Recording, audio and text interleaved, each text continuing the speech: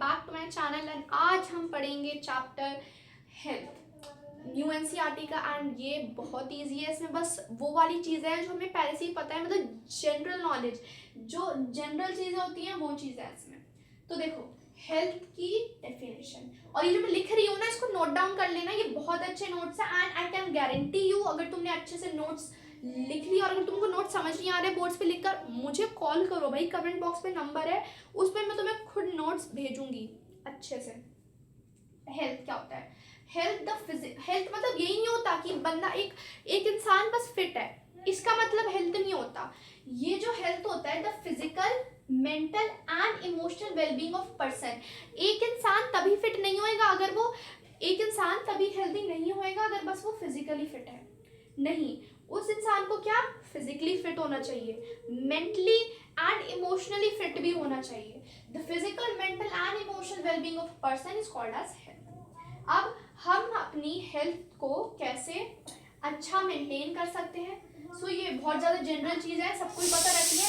ईट nutritious food, अच्छा खाना खाओ, हेल्दी खाना खाओ, अवॉइड प्रोसेस्ड फूड, बाहर का जंक फूड मत खाओ, इतना गंदा गंदा वो ऑयल रखते हैं बहुत टाइम का, सो avoid it literally avoid it. Third, do physical exercises, हमेशा अपनी बॉडी को मूव करो, हमेशा। अगर तुम दिन में कम से कम बस मिनिमम हाफ एन आवर भी मूव कर लोगे ना, so that is also very big thing. तो प्लीज मूव योर बॉडी, वरना वो बहुत ज़्यादा डिजास्टर्स होता है अपनी हेल्थ के लिए। आपको अभी नहीं समझ आएगा तो बाद में समझ आएगा।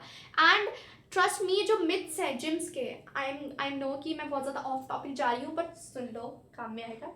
ये जो लोग बोलते हैं कि जिम मत जाओ, जिम मत जाओ, ये सब कुछ नहीं होता। हाँ मैंने बोला कि जिम मत जाओ, हाइट छोटी हो जाएगी, मत जाओ जिम, लेकिन वेट मत करो ना, वेट मत करो, एरोबिक्स करो, कार्ब्स अपनी बढ़ाओ, एरोबिक्स कर सकते हो तुम, थोड़ी एक्सरसाइज कर सकते हो, हाइट बढ़ाने की एक्सरसाइज करते हो। ज़रूरी नहीं है कि तुमको जिम बस वेट के लिए ही जाना है। वेट अगर करोगे इतने छोटी सी एज में तो तुम्हारी तो हाइट छोटी होएगी ना। So I give you suggestion that please go to gym. 1 घंटा तो जाओ ही, क्योंकि मैं जाती हूँ, इसलिए आपको भी जाना चाहिए। Yes. So third fourth, take enough sleep. हमारे लिए स्लीप बहुत ज़रूरी होती है। एग्ज़ाम टाइम्स में भी बहुत से लोग होते हैं कि पूरी रात जाग कर पढ़ाई करेंगे। नहीं भाई, अगर तुमको पढ़ाई करनी है जल्दी रात में सो एंड सुबह तुम जल्दी उठो। तो क्योंकि जो हमारा ब्रेन है वो नाइट में ज़्यादा अच्छे से काम नहीं करता है एज कम्पेयर टू सुबह, तो इसलिए जल्दी से रात में सो एंड सुबह पढ़ो बढ़िया से। That would be a great idea. ये जो है AQI, ये इसका फुल फॉर्म होता है air quality index. It helps us to know the quality of index. AQI हमको बताता है कि जो हमारी आसपास की एयर है, हमारा जो एटमॉस्फेयर है, उसकी क्वालिटी क्या है। आपने ये भी देखा होगा, अगर आप गूगल पे सर्च करोगे AQI ऑफ आवर कंट्री, जिस भी कंट्री में आप रह रहे हो, जिस भी कंट्री क्या जिस भी स्टेट में आप रह रहे हो, तो वो आप स्टेट का एयर क्वालिटी इंडेक्स बता देगी कि जहाँ पर आप रह रहे हो उसका एयर का क्वालिटी क्या है। सो मतलब उसको हम एयर क्वालिटी इंडेक्स बोलते हैं। अब देखो डिजीज, ये आपको MCQs में पूछा जा सकता है, it is very important. Disease causing microorganisms are called dash pathogens. जो डिजीज हमको करवाती, सबसे पहले हम डिजीज की डेफिनेशन देखते हैं। डिजीज क्या होता है? A condition that affects the normal working of the body और माइंड। डिजीज होता है एक कंडीशन जो नॉर्मल वर्किंग एक इंसान की या फिर उसके माइंड की, उसको इफेक्ट करता है। उसको एक चीज़ जो अगर उसको लिखना है अच्छे से तो उसको लिखने नहीं देता, क्योंकि उसको अच्छा फील नहीं हो रहा अंदर से। अगर आप ही बताओ, अगर आप पढ़ रहे होगे, आपके सर में दर्द होएगा तो आप क्या कर पाओगे वो अच्छे से? तो इसलिए हमारे माइंड की जो वर्किंग होती है, माइंड की जो नॉर्मल वर्किंग होती है, उसको इफेक्ट करता है। अब आ जाता है disease causing microorganism are called pathogen. जब हमारी डिजीज होते हैं, डिजीज जो हम हमसे माइक्रो ऑर्गेनिज्म से होते हैं उनको हम बोलते हैं पैथोजेंस। हमारे 2 टाइप्स के होते हैं, communicable and non communicable. So communicable disease क्या होते हैं? The disease which are spread which can be spread from one person to another. ऐसे डिजीज जो एक इंसान से दूसरे इंसान को हो सकते हैं। अब इसके एग्जाम्पल क्या होते हैं? इसका एग्जाम्पल हो गया टाइफॉइड। अगर मुझे नहीं कोई और एग्जाम्पल लूंगी, अगर यहाँ पे मान लो यहाँ पे एक इंसान है, इसका नाम है एक्स, ये जो इंसान है अगर इसको टाइफॉइड है तो उसका जो फ्रेंड होएगा जो कि है वाई, उसका जो फ्रेंड होएगा वो भी उसके इन्फ्लुएंस में रहता होगा, दोनों बातचीत करते होंगे मजे से, तो इन्फ्लुएंस में आते होंगे। टाइफॉइड इसको है तो फिर इसको भी फैल जाएगा। सो ये कम्युनिकेबल होता है। और डेंगू का भी ये अगर इसको डेंगू है तो इसको भी डेंगू हो जाएगा। क्यों? क्योंकि डेंगू एक कम्युनिकेबल डिजीज है। अब देखो एक मिथ है कैंसर का कि कैंसर दूर हो जाओ, इसको कैंसर है। लेकिन नहीं, कैंसर स्प्रेड नहीं होता, cancer is a non communicable disease. अगर इसको एक्स को कैंसर है तो जो उसके इन्फ्लुएंस में उसकी मम्मी है उसको भी कैंसर थोड़ी ना हो जाएगा। क्यों नहीं होएगा उसको? इसलिए नहीं होएगा क्योंकि of course cancer non communicable disease है। अब देखो, अब एक क्वेश्चन आता है कि जो नॉन कम्युनिकेबल डिजीज है ये आजकल बहुत ज़्यादा फैल रहे हैं। ये जो नॉन कम्युनिकेबल डिजीज है बहुत ज़्यादा फैल रहे हैं। डायबिटीज़ भी एक एग्जाम्पल है नॉन कम्युनिकेबल डिजीज का। डायबिटीज़ आप जहाँ भी जाओ, एज के इंसान को किसी ना किसी को डायबिटीज़ होएगी। एक फैमिली में एक इंसान तो मिनिमम ऐसा होएगा ही जिसको डायबिटीज़ होएगी। सो मतलब diabetes, these diseases like diabetes, non communicable diseases, ये सारे बहुत ज़्यादा ही बढ़ रहे हैं। सो इस क्यों बढ़ रहे हैं?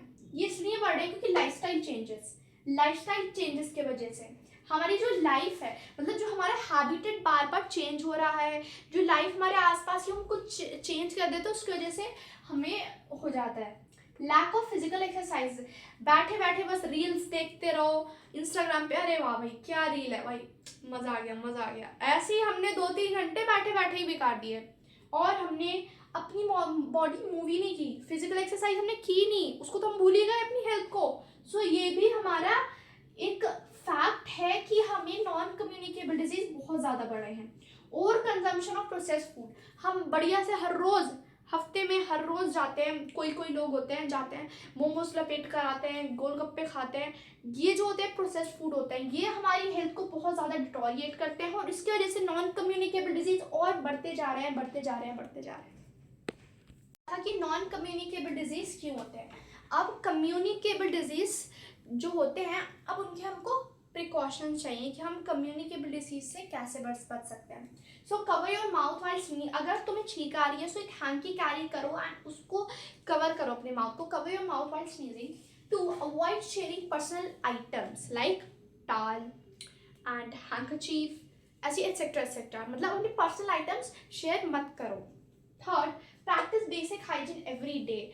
हमेशा साफ सुथरे रहो, रोज नहाओ, बेसिक हाइजीन हर रोज फॉलो करो। और टीनेजर्स में तो ये और ज़रूरी है क्योंकि जो हमारे हॉर्मोन्स होते हैं वो बहुत ज़्यादा स्वेट ग्लैंड्स जो हमारे होते हैं बहुत ज़्यादा स्वेट प्रोड्यूस करते हैं, तो इसके वजह से हमारी बॉडी और बहुत मतलब हो जाती है बेकार। तो इसलिए हमको रोज़ नहाना चाहिए, तो इससे हमारे फेस पर एक्ने भी नहीं आएंगे, हम एकदम साफ सुथरे रहेंगे और हमें कम्युनिकेबल डिजीज भी स्प्रेड नहीं होंगे। वेक्टर्स यहाँ पे लिख रही हूँ, ये जो होता है वेक्टर्स, इसका मतलब क्या होता है? वेक्टर्स मतलब द डिजीज कॉजिंग माइक्रो, नहीं हाँ यही होता है। जो वेक्टर्स होते हैं वो होते हैं the insects which carry disease causing micro organism. जो वेक्टर्स होते हैं वो डिजीज को कैरी करते हैं, इंसेक्ट्स जो होते हैं वो डिजीज को कैरी करते हैं, उन इंसेक्ट्स को हम बोलते हैं वेक्टर्स। सबसे कॉमन वेक्टर कौन है बताओ कमेंट बॉक्स में। चलो मैं ही बता देती हूँ, बता दूँ। सबसे कॉमन हमारा वेक्टर है हाउस फ्लाई। ये सबसे ज़्यादा डिजीजेस स्प्रेड करती है, ले जाकर बहुत बदमाश है। Common disease diabetes.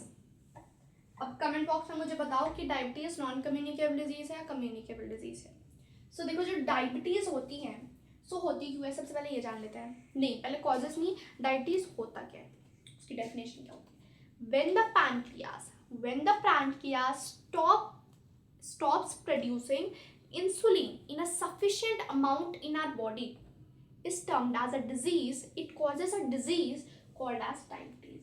जो हमारी बॉडी में जो पैनक्रियाज होता है, आपने पढ़ा होगा 7th में, जो हमारी बॉडी में पैनक्रियाज होता है वो एक इंसुलिन प्रोड्यूस करता है। वो इंसुलिन प्रोड्यूस करता है उसी के। और अगर हमारा पैनक्रियास जो इंसुलिन हमारा, देखो जो इंसुलिन हमारा प्रोड्यूस करता है वो क्यों प्रोड्यूस करता है, कंट्रोल करने के लिए जो हम शुगर खा रहे हैं। एक टाइम ऐसा आता है कि एक बच्चा है वो बहुत ज़्यादा चॉकलेट्स खाता है, तो एक टाइम उसकी लाइफ में ऐसा आएगा कि जो पैनक्रियाज है वो इंसुलिन कम अमाउंट में प्रोड्यूस करना स्टार्ट कर देगा। अब इंसुलिन कम हो गया, अब क्या होएगा, इसके वजह से जो उसकी डायबिटीज़ होएगी वो बढ़ जाएगी, वो उसको हो जाएगी, उसका शुगर का अमाउंट बढ़ जाएगा। शुगर का अमाउंट बढ़ गया तो मतलब डायबिटीज़ हो गई। और देखो जो लोग बहुत बोलते हैं, हमारे आसपास भी लोग बोलते होंगे, डायबिटीज नहीं बोलते, बोलते शुगर हो गई, अरे शुगर हो गई, शुगर हो गई, शुगर हो गई। शुगर हो गई नहीं, शुगर नहीं हुई, शुगर नहीं बोलते उसको बोलते हैं डायबिटीज। अब अगर आपके सराउंडिंग्स में कोई ऐसा बोले ना कि शुगर शुगर शुगर, उसको बता देना कि भाई I am a science student and मुझे पता है कि डायबिटीज को शुगर को डायबिटीज नहीं बोलते, डायबिटीज को डायबिटीज बोलते हैं, शुगर को नहीं, डायबिटीज को शुगर नहीं बोलते। I am sorry for that. अब देखो डायबिटीज के साइंस क्या होता है, अगर हमको डायबिटीज हो गई तो हमको कैसा कैसा फील होएगा। साइंस उसके हैं एक्सेसिव थर्स्ट, हमको बहुत ज़्यादा प्यास लगेगी, बहुत ज़्यादा प्यास लगेगी। दूसरा फ्रीक्वेंट यूरिनेशन, हम बहुत ज़्यादा वॉशरूम जाएंगे। थर्ड टायर्डनेस, हमको हमेशा बहुत ज़्यादा हम थकान हमको फील होएगा। फोर्थ वेट लॉस, हमारा वेट भी लॉस होता जाएगा।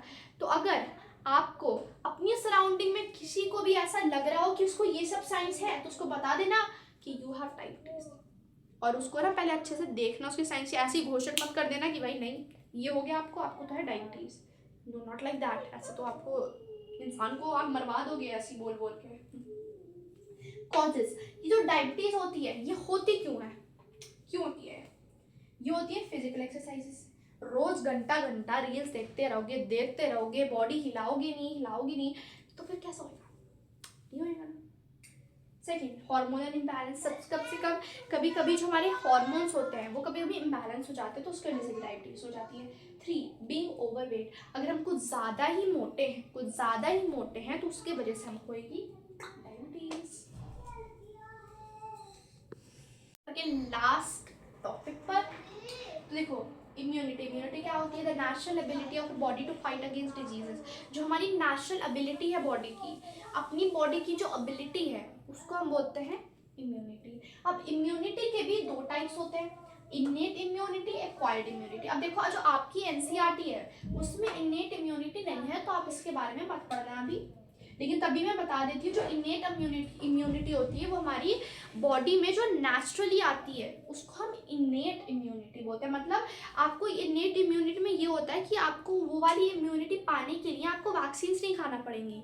और इसी का वाइसा वर्सा जो एक्वायर्ड इम्यूनिटी होती है, इसके नाम से ही पता चल रहा है, एक्वायर्ड मतलब मैंने लिया। So the vaccine provided to from outside our body, जो हमें बाहर से मिलती है, जैसे हमें वैक्सीन्स मिलती हैं तो उसके वो जो होती है वैक्सीन्स हमको इम्यूनिटी देने के लिए होती है। सो उसको हम कौन सा बोलेंगे, उसकी हमारी एक्वायर्ड इम्यूनिटी होगी, क्योंकि वो जो वैक्सीन थी वो हमारी नेचुरली बॉडी में प्रोड्यूस तो हो नहीं रही थी, हमने तो बाहर से ली ना, आउटसाइड से ली ना, तो वो इसलिए एक्वायर्ड इम्यूनिटी हो गई, हमने ली। तो यहाँ से हमारा चैप्टर खत्म हो गया। इफ़ यू वांट नोट्स, मैंने नीचे नंबर है कमेंट बॉक्स पे, आप उस पर नोट्स ले सकते हैं। And thank you for watching, bye bye. Hope आपको मेरा कंटेंट अच्छा लगा, प्लीज़ सब्सक्राइब कर दो, लाइक कर दो, बाय बाय।